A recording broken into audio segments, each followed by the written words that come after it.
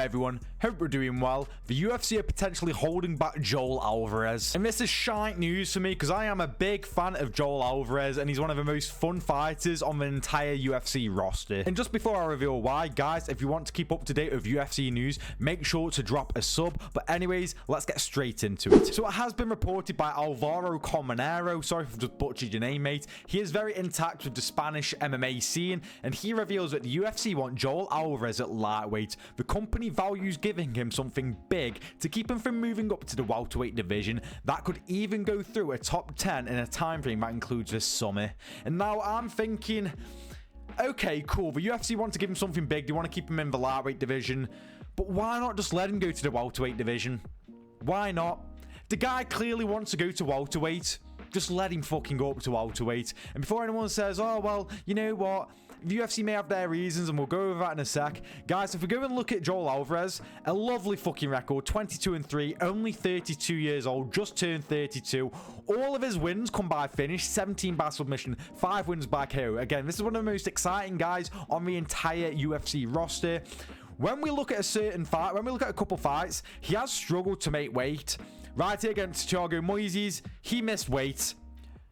Right here, not that one. Right here, he missed weight. He's missed twice, going down to 155. He has missed twice, and yes, this was like 4 years ago, but getting older, the weight cut doesn't get any easier. He's been on a nice winning streak at the moment. He got absolutely mauled by Arman Sarukian, and on his UFC debut, he got Damir Ismagulov, who was at the time was really good in all fairness. So he's got a nice little track record going for him.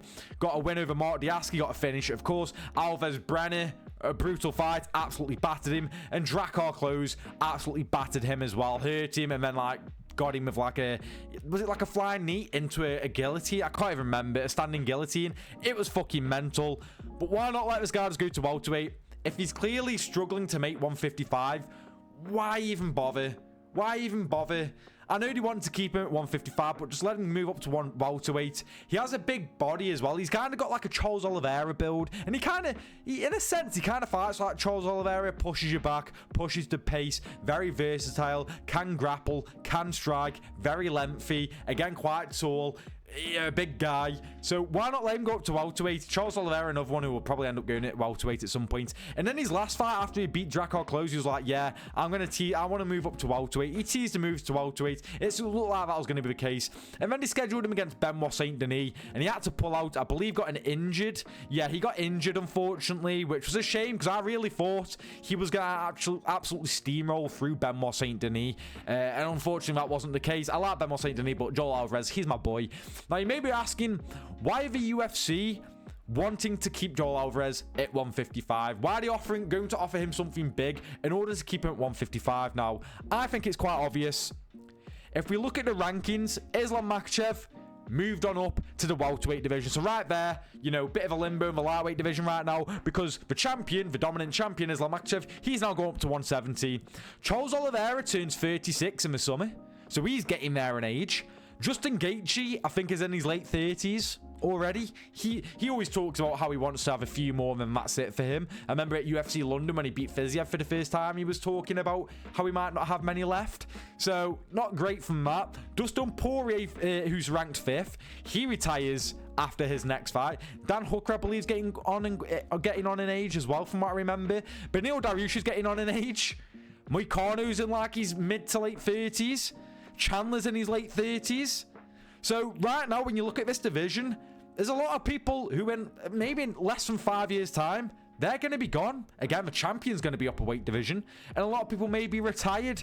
So they need some fresh meat in that lightweight division. And let's be honest, the lightweight division has always been like the go-to division. It's always been stacked. The lightweight division, you can always rely on it for having good quality and entertaining fights.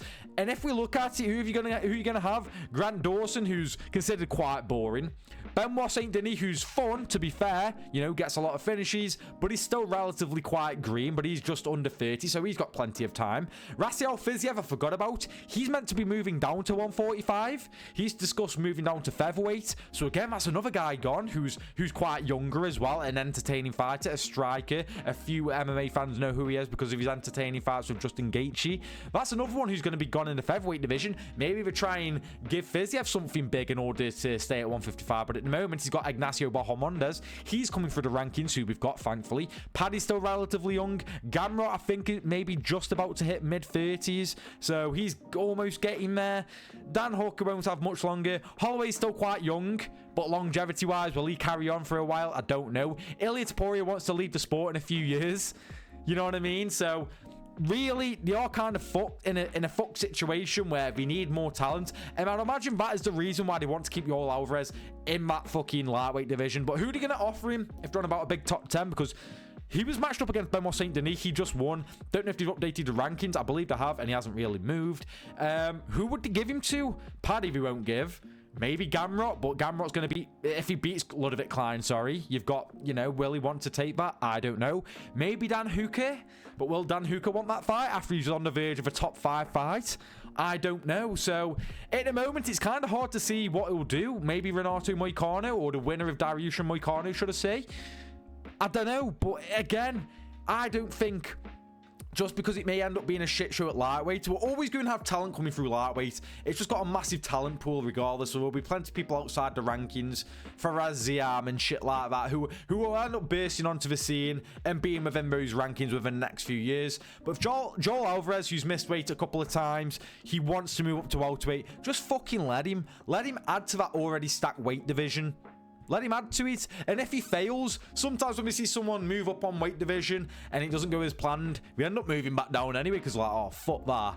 You know what I mean? And moving back down, and maybe then. But at the moment, I say just let him go up to 170. Because what happens if he's more exciting at 170? What happens if he goes on a crazy win streak at 170? Who knows? Maybe Islam Makhachev comes back down at some point.